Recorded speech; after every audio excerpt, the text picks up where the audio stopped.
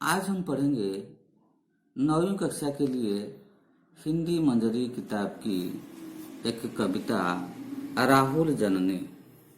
कवि मैथिली शरण गुप्त जी है। मैथिली शरण गुप्त का जन्म सन 1886 में झांसी के चीर गांव में हुआ था। उनके पिता सेठ रामचरण जी वैष्णव भक्त एवं अच्छे कवि थे। इसलिए राम भक्ति गुप्ता जी को पैतृक देन के रूप में मिली। यानी अपने पिता राम वैष्णव भक्त थे और वह भी वैष्णव भक्त थे। बचपन से ही वे काव्य रचना करने लगे। वे द्विवेदी युग के प्रतिनिधि कवि माने जाते हैं। वे गांधीवादी और भक्त कवि है। उनकी रचनाओं में राष्ट्रीय भावनाओं की अभिव्यक्ति मिलती है। मतलब वो जो सब कविता लिखते थे वे सब राष्ट्रीय भावना के आधार पर लिखते थे। देश की आजादी के लिए, देश के हित के लिए, समाज के हित के लिए कविता लिखते थे। अपनी रचनाओं के जरिए उन्होंने जनता को अहिंसा, सत्याग्रह, राष्ट्र प्रेम तथा मानवतावाद का संदेश दिया। इसलिए उन्हें राष्ट्र कवि सम्मान से सम्मानित किया गया। आगरा विश्वविद्यालय तथा काशी हिंदू विश्वविद्यालय ने उन्हें डी लिट की मानद उपाधि प्रदान की थी। डी लिट की उपाधि प्रदान की गई थी तो उन्हें वे भारत के राष्ट्रपति के द्वारा मनोनीत राज्यसभा सांसद भी रहे। उनका निधन सन 1964 ईस्वी में हुआ। ये जो कविता राहुल जननी, ये दो पद यशोधरा खंड काव्य से राहुल जननी शीर्षक से लिए गए हैं। मतलब एक खंड काव्य जिसका नाम है यशोधरा, इसी यशोधरा से ये राहुल जननी शीर्षक लिए गए हैं। इनमें गुप्ता जी ने यशोधरा के माता रूप और पत्नी रूप का उद्घाटन किया। तो यशोधरा कौन है? ये राजकुमार गौतम की पत्नी थी यशोधरा।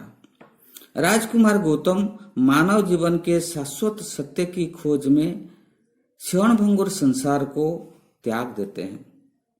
पत्नी यशोधरा और पुत्र राहुल को बिना जगाए और बिना कुछ बताए रात में वो निकल जाते हैं। मतलब जब अपने बेटे और अपनी पत्नी सो रहे थे तो उसी समय वो चुपके से घर से निकल गए थे। सुबह यशोधरा को यह पता चलता है। वह बहुत दुखी होती है। पति चले जाने के कारण वो बहुत दुखी होती है। कुछ देर बाद राहुल जाग पड़ता है। राहुल तो छोटा बच्चा था, इसलिए वो देर में उठा और अपने पिता को न देखते हुए वो रोने लगता है। जब राहुल रोने लगता है तब यशोधरा उसे चुप कराती हुई कहती है, रे अभागे, तू अब क्यों रो रहा है? अभागे जिसके पिता घर छोड़कर चले गए तो वो तो जरूर अभागा ही होगा। तो तू अब क्यों रो रहा है? चुप हो जा। तो इसलिए कहती ये यशोधरा माँ कहती है कि चुप रहो हाय अभागे। यानी माँ यशोधरा अपने बेटे को कहते हैं कि हे अभागे, तू चुप हो जाओ। रोता है अब किसके आगे? जब राहुल उठकर रोने लगता है तो माँ यशोधरा कहती है, तो अब क्यों रोता है? किसके आगे तू रोता है? मेरे आगे रोने से कोई फायदा नहीं होगा, क्योंकि अगर तू पहले ही रोता होगा तो कुछ हो सकता था। तुझे देख पाता हुए रोता, अगर वो जाने से पहले अगर तू रोता, तुझे रोता देखकर वो कभी नहीं जाते। तुझे देख पाता हुए रोता, मुझे छोड़ जाते क्यों सोता। अगर तू रोता, उसी समय रोता, तो मुझे सोते हुए वो कभी नहीं छोड़ जाते। इसलिए अभी रोने से कोई फायदा नहीं है। अब क्या होगा, तब कुछ होता। अगर तू उसी समय रोता तब कुछ होता, तो उसी समय कुछ होता। मतलब अगर तू उसी समय रोता तो हमें छोड़कर वे कभी नहीं जाते। लेकिन अब रोने से कोई फायदा नहीं है। इसलिए माँ यशोधरा अपने बेटे से वो कहती है, हे अभागे, तू अब रोना नहीं चाहिए, अब रोने से कोई फायदा नहीं है। लेकिन अगर उसी समय तू रोता, अगर तू उसी समय रोता तो कुछ होता, यानी वह हमें छोड़कर नहीं जाते। तो सोकर हम खोकर ही जागे। सोकर हम सो गए। तू तो सो गया, मैं तो सो गई, तो हम सोकर खोकर हम खो दिया, अपने पति को खो दिया। तूने अपने पिता को खो दिया और खोने के बाद ही जागे, इसके बाद जागे। हम सोकर खो दिया और बाद में हम जागे। तो इसलिए अब रोने से कोई फायदा नहीं, इसलिए चुप रहो, हाय अभागे, हे अभागे तू चुप हो जा। हम दोनों ने ही सोकर उनको खो दिया और खोने के बाद हम जागने लगे। इसलिए अब रोने से कोई फायदा नहीं है।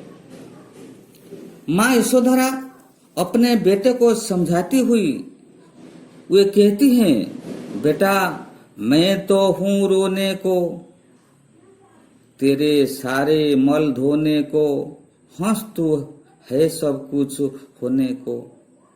माँ यशोधरा कहती है, अरे बेटा मैं तो रोने को हूँ, मैं रोऊंगी, कोई बात नहीं। लेकिन तेरे सारे मल धोने को, मल धोना, पीड़ा को दूर करना, मैं हूं तेरे सारे पीड़ा को दूर करने को। इसलिए तू रोना नहीं चाहिए, मुझे रोना है और मैं जब तक हूं तेरे सारे मल को धोने का कार्य मैं करूंगा। यानी तेरा सारा दुख को मैं झेल लूंगा, मैं सहन कर लूंगा। अब तू हंस, तू अब हंसा करो, हंस तू है सब कुछ होने को। अब सब जो कुछ हो गया तो हो गया, और कुछ जो कुछ होगा अच्छा होगा। इसलिए हमारा भाग्य तो अभी खराब है, फिर जरूर कुछ न कुछ होगा। भाग्य आएंगे फिर भी भागे। तो भाग्य हमारा जो भाग गया है, लेकिन ये भाग्य फिर आएंगे, भाग्य आएंगे फिर भी भागे, भागा हुआ भाग्य फिर जरूर आएंगे। तो इसलिए तू रोना नहीं चाहिए, चुप रहो, हाय अभागे, हे अभागा तू अभी चुप रहो, चुप हो जाओ।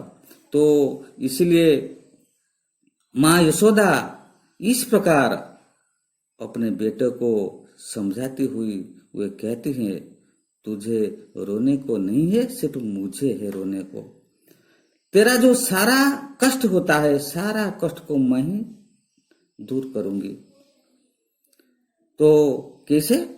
तुझको खीर पिला कर लूंगी, नयन नीर ही उनको दूंगी, पर क्या पक्षपातिनी होंगी।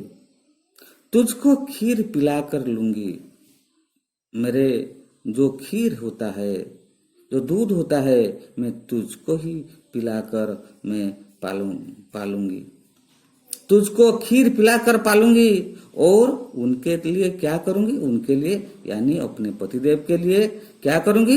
नयन नीर ही उनको दूंगी।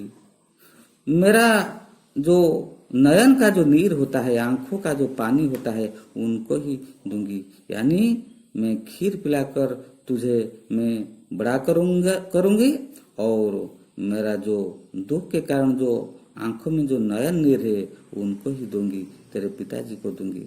इसलिए पर क्या पक्षपातिनी होंगी, मतलब मैं किसी पर अन्याय करना नहीं चाहती हूँ, पक्षपातिनी नहीं होना चाहती हूँ, क्योंकि दोनों के लिए समान न्याय करूंगी। मैं नारी हूं, पति के लिए और तेरे लिए, दोनों के लिए न्याय करूंगी। मैंने अब सब रस त्यागे। पतिदेव चले जाने के बाद सब रस त्यागे, सभी प्रकार के सुख को मैंने त्याग दिया हूं। सभी प्रकार का सुख मैंने त्याग दिए और इसलिए तू रोना तुझे नहीं चाहिए। तू चुप हो जाओ, चुप रहो, हाय अभागे, हे अभागा तू अभी चुप हो जाओ, रोना नहीं चाहिए। बाद में हम पढ़ेंगे इसके दूसरे पद।